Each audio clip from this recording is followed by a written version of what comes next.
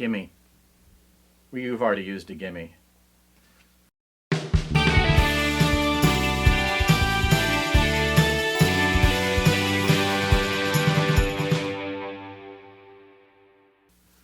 Have I talked about this? The time I met Lewis Black when he was a playwright with an MFA from Yale? He was crabby back then, but not making as much money off of being crabby. I mention this because he wrote a play called Hitchin'. I think it was a Midwestern family where the daughter was marrying a guy, played by Boyd Gaines, who was at that point not yet the Broadway darling he was going to become. John McMartin, an old Broadway legend, and a young performer named Yeardley Smith, who played the itty-bitty teenager, even though I think she was in her 20s by this point. But there she was playing a teenager who went around wearing a Walkman, orange foam headphones, cord, thing. I don't know if she carried it. I don't know, frankly, if the clip had yet been invented. I guess that's the whole point of the Walkman, but I don't know. She had a personal stereo. And she talked in that little voice that Lisa Simpson has, because that's Yeardley Smith, who never had to grow up, who still sounds like she's 8 or 16.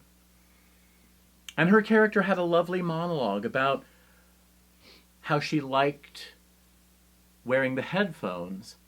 And I don't remember, because this was decades ago, whether she was talking about tuning into her own world, tuning out the world around her, both, neither, I don't know. I just remember that she had a monologue delivered center stage with a grown-up here and a grown-up there. Boom.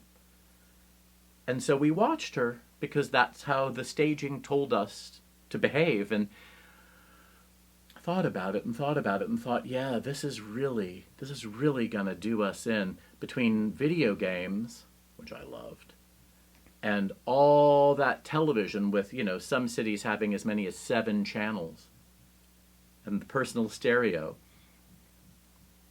we're doomed. And doesn't it now look so quaint, a distant time, way, way long ago, sepia-toned, although maybe colorized, because my memory has some color in it. Back in the days when Lewis Black wasn't just some crank on television, but a guy with a big head of curly hair and awesome spectacles and this desire to write a big stage hit.